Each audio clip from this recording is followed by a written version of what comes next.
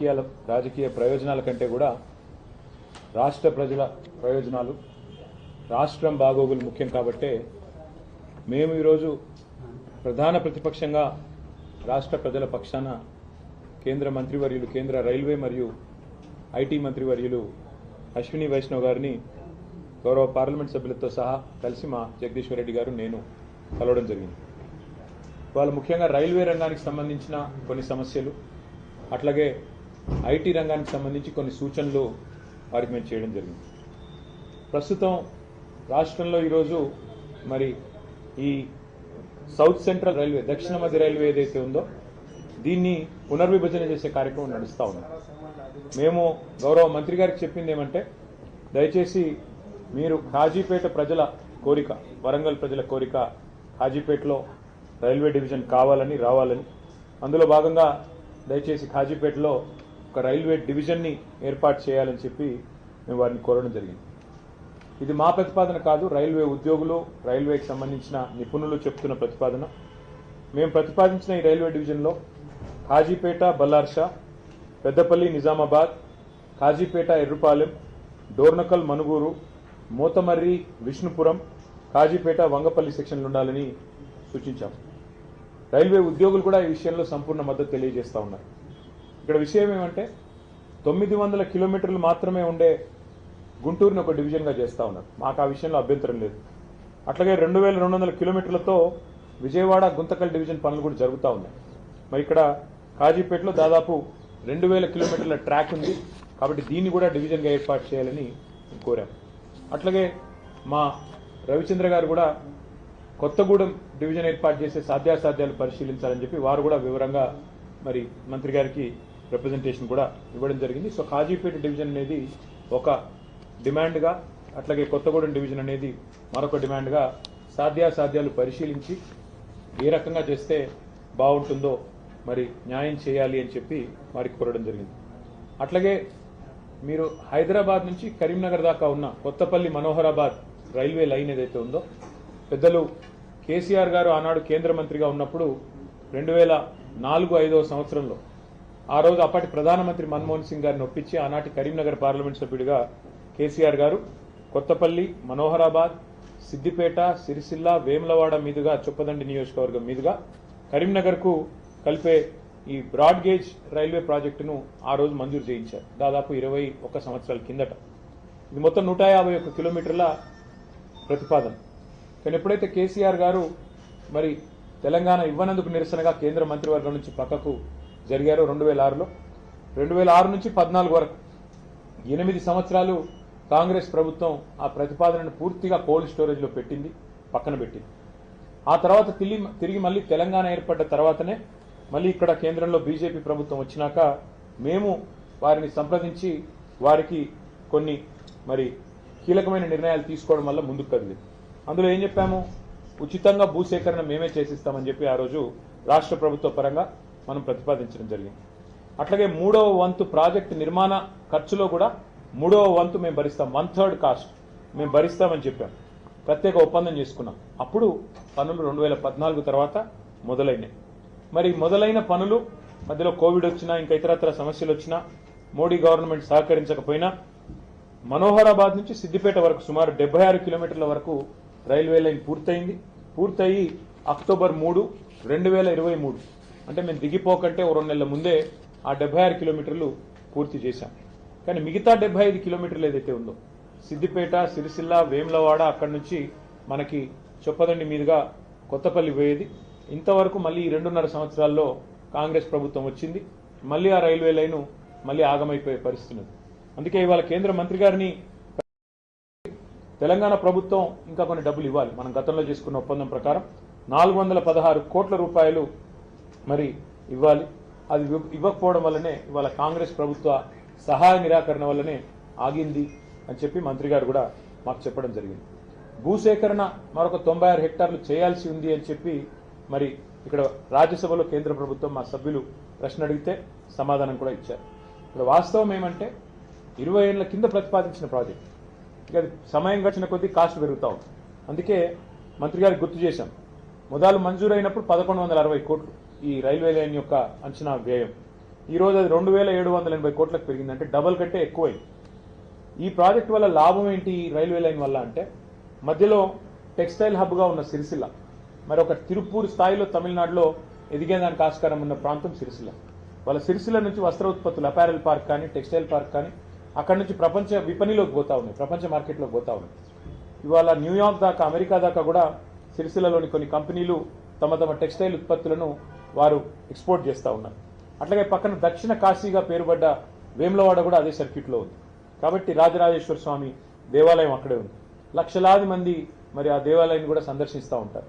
అందుకే ఇంతటి ప్రాధాన్యత కలిగిన ఈ లైన్ని మరి వెంటనే ప్రయారిటీ కింద టేకప్ చేయాలని చెప్పి అశ్విని వైష్ణవ్ గారిని, కొంత రాష్ట్ర ప్రభుత్వాన్ని ఒక ముళ్ళుగర్రతో పెట్టి పొడిచినట్టయితే ఏమన్నా కదులుతారేమో, నేను చెప్తే ఎట్లాగూ వారు వినరు, మీరన్నా గట్టిగా మీ డిపార్ట్మెంట్ కాబట్టి చెప్పండి అని చెప్పి వారిని కోరారు.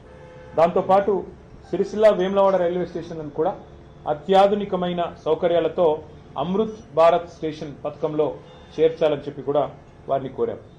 దాని తర్వాత ఆ స్టేషన్ నుంచి, తంగళ్లపల్లి రైల్వే స్టేషన్ నుంచి నేరుగా మిడ్ మానేర్ రిజర్వాయర్ మీదుగా ఎలాంటి ల్యాండ్ ఎక్విజిషన్ అవసరం లేకుండా ధవళేశ్వరం వద్ద ఎట్లా అయితే ఒక రైల్ కమ్ రోడ్ బ్రిడ్జ్ ఉందో అదే పద్ధతుల్లో ఒక రైల్ కమ్ రోడ్ బ్రిడ్జ్ని కూడా మంజూరు చేయండి అని చెప్పి గౌరవ మంత్రి గారిని మరి కోరడం కూడా జరిగింది.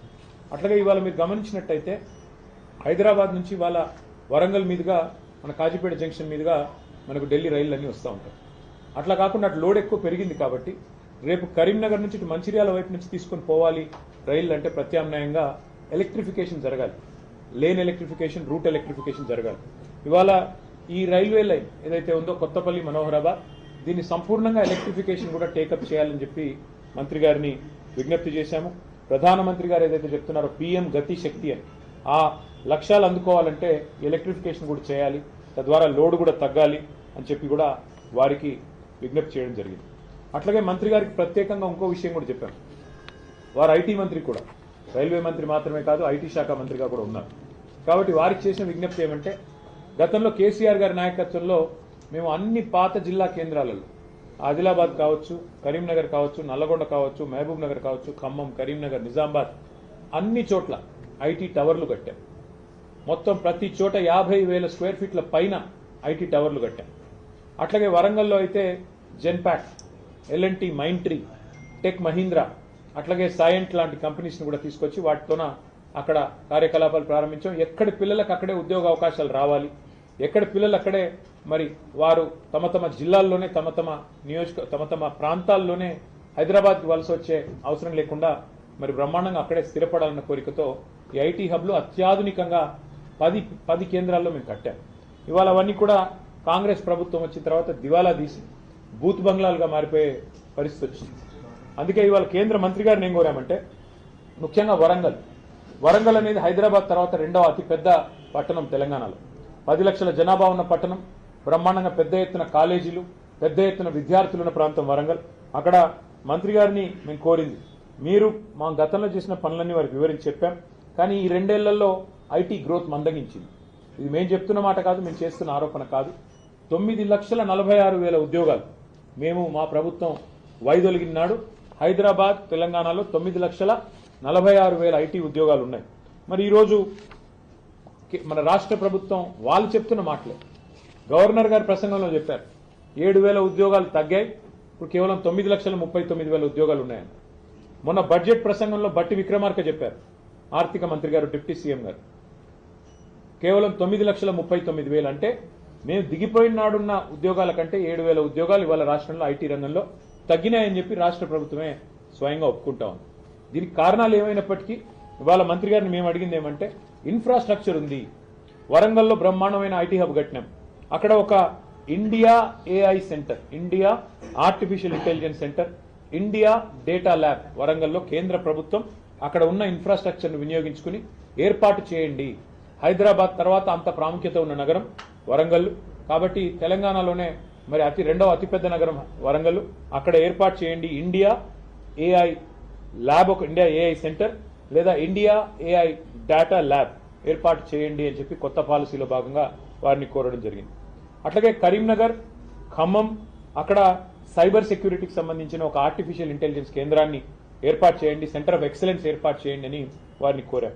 అట్లాగే సెమీ కండక్టర్ డిజైన్ మరియు డీప్ టెక్ రంగాల మీద మరి దృష్టి సారించే విధంగా STPI centre, software technology parks of India సెంటర్లను, centre of excellence, centre for entrepreneurship కూడా ఏర్పాటు చేయండి. మీకు ఇష్టమైన చోట, అది మహబూబ్నగర్ కావచ్చు, నల్లగొండ కావచ్చు, మీకు ఇష్టమైన చోట ఈ 10 ప్రాంతాలు ఉన్నాయి. ఎక్కడ మీకు అనుకూలంగా ఉంటే అక్కడ మీరు దయచేసి ఇది కూడా ఏర్పాటు చేయండి. సో ఒక centre of excellence of STPI on entrepreneurship ఏర్పాటు చేయమని కోరాం. దాంతోపాటు మరి అందుబాటులో ఉన్న ఈ IT టవర్లలో అన్ని మౌలిక సదుపాయాలు ఉన్నాయి. రాష్ట్రమంతా T-Fiber కార్యక్రమాన్ని కూడా మా ప్రభుత్వమే చేసింది. కనెక్టివిటీ రాష్ట్రం అంతటా కూడా ఉంది. కాబట్టి పాలసీ ఫ్రేమ్వర్క్ కూడా సిద్ధంగా ఉంది, ఇన్ఫ్రాస్ట్రక్చర్ సిద్ధంగా ఉంది. ఈ అన్ని నగరాలు, అన్ని పట్టణాలు ఇప్పటికి మా ప్రభుత్వం వచ్చింటే ఉపాధి కేంద్రాలుగా మారే అవకాశం ఉంది. యంగ్స్టర్స్ కి హైదరాబాద్కి, బెంగళూరుకి పోయే అవసరం లేకుండా ఇంకా ఎక్కువ IT విస్తరణ జరిగేదానికి మా ప్రణాళికలు ఉండినాయి. కానీ ఈ ప్రభుత్వం, కాంగ్రెస్ ప్రభుత్వం పట్టించుకోవట్లేదు. మీరన్నా జోక్యం చేసుకొని వారికి తెలియజెప్పండి. ఈ Tier 2 సిటీస్ అంటే ద్వితీయ శ్రేణి పట్టణాలు, వాటిని మరి పెంచాలి, విస్తరించాలి.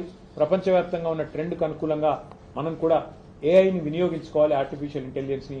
అందులో భాగంగానే AI డేటా ల్యాబ్స్ కానీ, AI సెంటర్స్ కానీ ఏర్పాటు చేయండి అని చెప్పి మరి కేంద్ర మంత్రి గారికి కొన్ని విలువైన సూచనలు కూడా చేయడం జరిగింది. దాదాపు అన్ని విషయాలు కూడా వారు విన్నారు. మరి విని తప్పకుండా పరిశీలిస్తానని చెప్పి మాటిచ్చారు. మాటిచ్చిన తర్వాత మరి రైల్వే, అదేవిధంగా IT 2 రంగాలకు సంబంధించి కూడా చాలా సావధానంగా అన్ని కూడా వారికి వివరించి చెప్పాము. న్యాయం జరుగుతుంది అని చెప్పి ఆశిస్తాము. Thank you. ఢిల్లీకి వస్తుంది సీఎం రేవంత్ రెడ్డి ఉంటున్నటువంటి సమయంలోనే కేటీఆర్ వస్తున్నారు. ఇద్దరు ఏదో కోఆర్డినేషన్ చేసుకోవడానికి, మీటింగ్ పెట్టుకోవడానికి వస్తున్నారని చెప్పి మధ్యాహ్నం ధర్మపురి అరవింద్ కామెంట్. అంటే ఆయన జూబ్లీ హిల్స్ లో ఉంటాడు, నేను కొద్ది దూరంలో ఉంటాను. మాకు ఢిల్లీ దాకా రావాల్సిన అవసరం సీక్రెట్ మీటింగ్. అంటే రేవంత్ రెడ్డి గారు కేసులు పెట్టేది మా మీద, రోజు తెల్లారలేస్తే దాడి చేసేది మా మీద. రేవంత్ రెడ్డి గారికి రహస్య మిత్రులు బీజేపీ వాళ్ళని రాష్ట్రం అందరికీ తెలుసు. ఎందుకు ఇప్పుడు కేంద్ర మంత్రి బండి సంజయ్ గారి కొడుకును 9 రోజులు అరెస్ట్ చేయకుండా కాపాడింది రేవంత్ రెడ్డి గారు అని అందరికీ తెలుసు. కేంద్ర మంత్రి మరి కేంద్ర పథకంలో, అమృత్ పథకంలో రేవంత్ రెడ్డి గారి బావమరిది కాంట్రాక్ట్లు ఇచ్చింది ఎవరో అందరికీ తెలుసు. కేంద్ర మంత్రులు ఇక్కడ ఉన్న వాళ్ళందరికీ తెలుసు. అట్లాగే ఇవాళ సింగరేణిలో కుంభకోణం జరుగుతుంటే కూడా అక్కడ సృజన్ రెడ్డి గారి నాయకత్వంలో, రేవంత్ రెడ్డి గారి బావమరిది గారి నాయకత్వంలో భారీ కుంభకోణాలు జరుగుతుంటే మేము వచ్చి ఇక్కడ కంప్లైంట్ చేస్తే కూడా కేంద్ర ప్రభుత్వం స్పందించట్లేదని అందరికీ తెలుసు. హైదరాబాద్ సెంట్రల్ యూనివర్సిటీ భూముల మీద మేము ఉద్యమం చేస్తే, పిల్లలు ఉద్యమం చేస్తే అల్టిమేట్గా సెంట్రల్ ఎంపవర్డ్ కమిటీ, మరి సుప్రీంకోర్టు అపాయింట్ చేసిన కమిటీ వచ్చి దీన్ని వెంటనే విచారించండి ఈడీ అని చెప్పారు. ఇంతవరకు మరి అతి లేదు, గతి లేదు. ఈడీ దాడులు జరిగితే రాష్ట్రంలో మంత్రుల మీద, పొంగులేటి శ్రీనివాసరెడ్డి మీద 2 ఏళ్ల తర్వాత కూడా ఇంతవరకు కేసు లేదు. కాబట్టి ఎవరికి రహస్య మిత్రులు, ఎవరితో కలిసి ఉన్నారు రాష్ట్ర ప్రజలకి తెలుసు, మీకు తెలుసు. మరి మాకు రేవంత్ రెడ్డి గారిని కలవాల్సిన అవసరం కానీ, రేవంత్ రెడ్డి గారితో సంభాషించాల్సిన అవసరం కానీ మాకు లేదు. రేవంత్ రెడ్డితో తలపడుతున్నాం. ఆయన అరాచకాలను ఇవాళ ఒక మాట చెప్పాలంటే, నిన్న హైకోర్టు చెప్పింది హైడ్రా అనేది 9 తలల విషసర్పం అని చెప్పింది నిన్న హైడ్రా గురించి. ఏది? రాష్ట్ర హైకోర్టు. ఇంతకంటే చెంపపెట్టు ముఖ్యమంత్రికి ఏముంటుందని నాకు అర్థంగా సిగ్గుండాలి. బడాబాబులను మాత్రం వదిలిపెట్టి గరీబోళ్ల ఇండ్ల మీద పడి, బడాబాబులు అంటే ఎవరండి?